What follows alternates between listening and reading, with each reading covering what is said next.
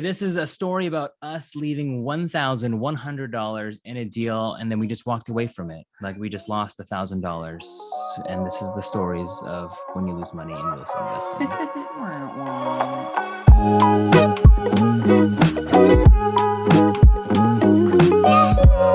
Welcome to Investing with the Baldovinos. I'm Josh. I'm Hannah. And this is our story in real estate investing. If you're new to this channel, this is how we reach financial freedom with rental properties. How we're trying to reach financial freedom. Like that correction. Yeah. Okay, so in today's episode, it's not just the good, but there's also some bad. I'm gonna say it bad. It's a lot of putting in a lot of offers out there that don't necessarily pan out. Yeah, today we're talking about the cost of doing business. So we found a wonderful fourplex in Cincinnati, which was actually 2 duplexes on 1 lot. How did you find it? Oh, thank you for the first question. Yeah, so in talking with different agents, we found agent in Cincinnati who specializes working with investors specifically in multifamily units. Mm-hmm. And so he said this was like, hey, this is a great area. Rents would be the list. It was listed for $225,000, and he said that all fixed up, it could be worth over at least over $200,000 each duplex. Again, there's 2 duplexes. Mm-hmm. So again, huge spread. So due to 2 duplexes on 1 lot, and mm-hmm. so the numbers looked good when you ran them. Yes. Mm-hmm. So he took a few videos. We looked at it. We talked to our partners. And we were interested just because the numbers worked out. You could buy something for $225,000. Ideally, I was thinking we would put in $60,000 to $80,000 in renovations, and then at that point, it would be worth at least $400,000. Or so you thought. Or so I thought. And then the plot thickens. Okay, so what was the next move right after that? We found the property. Mm-hmm. The real estate agent walked it. And then we kind of guesstimated what potential rehab would cost. Mm-hmm. And then what was the next step after that? Yeah. So the next step was to get it locked under contract, right? So we put it in an offer. And at this point, I liked the property. I wasn't in love with the location, and maybe I'll just show kind of just a quick picture on screen of what it looks like. Mm-hmm. It's kind of like a mixed residential / it's kind of around commercials right next to an overpass. So it's like not like super sexy. So the plan is to get it locked under contract so that way we can actually start to do some due diligence. Mm-hmm. So it was listed at how much? $225,000. Okay. And then we lowballed and put an offer at $190,000 just to see what would happen. The seller came back and countered and actually just said, hey, before we get under contract, are you willing to do your inspections and your due diligence? And then we talked about it and we said, nah. What happened? Yeah. No, I'm pregnant, so I can't breathe sometimes. Oh. I thought you were making a face at me. No, I'm just like trying to just breathe normal. Okay. So they wanted us to pay for inspections, do our due diligence, pay for contractors to go out there and bid it without having it under contract. And we said, no, thanks. Yeah, there was no point in paying for all of that when they wouldn't even agree to a price. And we don't even know. And they're still entertaining other offers. Like that was not worth it to me. So we came back and we said, hey, let's lock under we'll offer $205,000, but we want to still have our normal due diligence period. Mm-hmm. I actually don't remember all that, but okay, go ahead. So they accepted, which was nice. And then once it was accepted, then I was like, hey, babe, it's go time. So what's go time mean? You tell me. We had to get some contractors in there. Oh, wait, no, we did the inspection first. Mm-hmm. Right. So then I think we had a referral for an inspection company, and then we ordered that. Mm-hmm. And do we want to talk about like the estimate cost or like how much it costs and yeah, totally. So the inspections itself already. So if we're ordering 2 inspections, basically because there are 2 duplexes on 1 lot. Mm-hmm. So it was like $600 for one. They gave us a slight discount for the other at $500. We're all in at $1,100 just for the inspections. Mm-hmm. So inspection is important because that goes over everything. You figure out what is wrong in terms of roofing, foundations, mechanicals, your plumbing, electrical. They tell you what potentially could be wrong, but they won't tell you how much it costs to fix it. And then what was your task after that? What did I do? I mean, I don't remember. I think I initially called the inspection company. And then after that, did we ask, you found a different contractor. I was talking to another, he's a property manager. who also used to be a general contractor. Yes, that's right. So we got multiple people to get their eyes on there. All right. Well, I will continue with the next portion. Okay. So what happened next was that we got the inspection back and it needed way more work than we needed to, right? So one of our contractors actually met the inspector there. Pro tip, right? Because then they can kind of talk about some of the things as long as you kind of preface it that way. And then another GC that we had walk gave us just a quick overview based on the inspection reports, but I really wanted him to go and see it because he wasn't really addressing everything on the inspection report. So our first guy who actually met the inspector there, he was amazing. What was amazing about him? Oh, let me tell you. Just very thorough, very communicative. And he also generally actually works with multi-unit investment properties, usually, in the 5+ range on the commercial side. But this project was big enough to where he was excited about this project. Although the one thing is we were originally estimating $60,000 to $80,000 in renovations for both sides for all 4 units. He came back with $120,000 to $140,000. Which is like double. So I was like, all right, let's just see, is this guy crazy or not? So then the guy that she found came back and he walked the property. He was only able to walk one side, but he was like, whoa, this needs way more work than I thought. So then he came back and was like, this is at least 100, which means that the other guy was not crazy. So now our rehab budget initially is already yeah. And we got the initial bids, but when we get initial bids, what else is also important to the numbers? What? Do you know, babe? What was the question? She's not listening. No, I didn't understand what you said. All right. Once you get the initial bids, what else is important to calculate in your numbers? How long it's going to take to get done? Well, how long it's going to take, but also a contingency budget. Oh, you mean like just being extra conservative? Yeah. Yeah. I feel like every bid, you just need to add like an automatic 15, 20K or something. Is that too crazy? 15, 20K? I think 15, 20K is crazy. Maybe like 15%. 10K? I think it's depending on, it depends on how big the project is. Like for that one, yes, I was going to automatically add 15, 20K, but that's 15%. If the rehab budget's like $20,000, you wouldn't add another $20,000 because then. Yeah, that's good mathing. Yeah, that makes sense.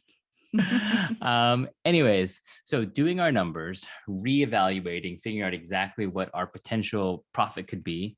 Our goal for this property was to do another BRRRR property. So what's BRRRR? Buy, rehab, rent, refi, repeat. Okay. So the whole point of this, right, was to force appreciation by making the property beautiful, to then rent it out. And then once you refinance it out, the goal was to leave minimal money in. But now with the rehab budget that doubled, that now would make us leave in between $50,000 and $80,000 into this deal. Yeah. Which I'm just going to take the high end because I'm just thinking about the high end all the time. $80,000 is way too much for us to leave in this deal. Yeah, because that's just not what we in long-term play. It just didn't fit in with that plan. It could have been done, right? Could have been done if someone else had different ultimate long-term goals. Yeah. But for us was to get more units. Although there still was one more play that we could do. Which was? So we were still in the due diligence period, meaning our inspection period, and our agent, kudos to him, he negotiated us to have a 2-week due diligence period, so 14 days, when usually it's only 7 days. So we had a little bit more time to like play with. And so looking back at our numbers, because our rehab budget was, I don't know, $40,000, $50,000, $60,000 more, I came back saying, hey, I want a $40,000 price reduction because our rehab budgets came back $40,000, $50,000, $60,000 more. So I came back and I offered $175,000. Seller said, hell no. And then we said, well, we're not going to budge on it. I'm not going to close at $205,000. So we dissolved the purchase agreement and we walked away. Yeah. Although we did have to leave. I mean, we paid to get this done. Yeah. So ultimately there were minimal, but there were costs to a deal falling through. So I felt like it was important for people to understand that like you lose a little bit of money whenever these things happen. And it's going to happen, right? Yeah. I mean, it's like we we're losing $1,100 on the inspection. The agent spent a lot of time helping coordinate all these people. And so I appreciate you. Our and contractors that came out to bid the property and also put in hours of work. We do offer to compensate them for their time, because that's also important, because people are putting in time and we want them to know that we're serious in doing business. Yeah. But not every deal that you get in a contract is going to be a win. You're sometimes going to have to lock in money that unfortunately is now a business write-off, not a CPA. Check with your CPA.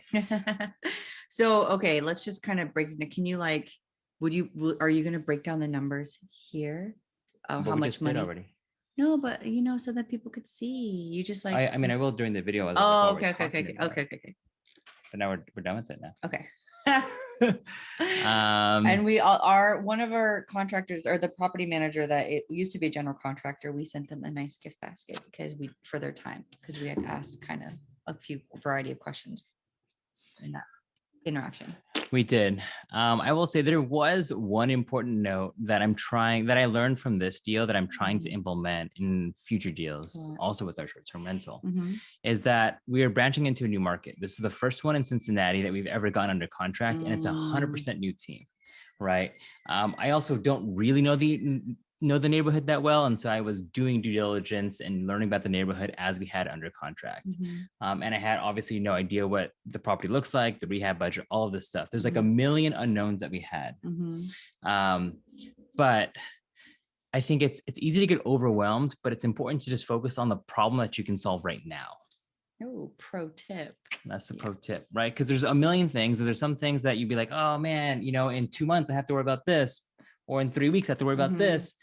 But you can't even do anything right now because there's still 10 other steps before you even earn the right to solve that problem. Yeah. Where did you get that? I like that phrase. You got it from something. I got the concept from a Bigger Pockets podcast. But I don't know. That's just what I've kind of I've now morphed it to how I would say it. And that's kind of what I'm just thinking about right now, is that there's so many things that you can worry about. How would you now decorate an Airbnb and all of this stuff? Whoa. You're giving away the goods, babe. We haven't told them what Spoiler. we're going to do. Okay, wait. Yeah, let's bring it back, because those are the things. You're right. It was a new market. It's a whole new team. That means interviewing new real estate agents, potential property managers, contractors, and things like that. So it's kind of starting over. But another Bigger Pockets idea that I really liked was just taking things in bite-sizable tasks. So it doesn't need to be oh, I got to create this whole new team. Well, what's the first step? Let's call real estate agents and ask them and ask them about the neighborhood, ask them about any referrals that they have. And then the other step after that, let's call a few contractors. Let's call a few property managers. So just keep it bite-sizable. I like it. Your way, my way, our way. Okay. Anyway, guys, I hope you guys found this helpful. This is just the reality. You did drop it. Yeah, pick it back up. Okay. Just like how we dropped this contract, right? I mean, sometimes the deals aren't going to fall through. Yeah. And I will say the cost of doing business, if you get something under contract, depending on your area, especially for us, we're not willing to give up the inspection contingencies. Stuck face. You have to be willing to give up, I don't know, between $400 and $1,000, $400 and $1,000. And it sucks. It does. It hurts my soul. As someone who calculates the cost per chip in a bag of chips at a grocery store, it hurts my soul. That's a true story. But that's just the sad reality of the cost of doing business. Yeah. Anyways, if you found sorry, she's got more. One question. If you had to do that whole process over again, what would you have done differently, if anything at all?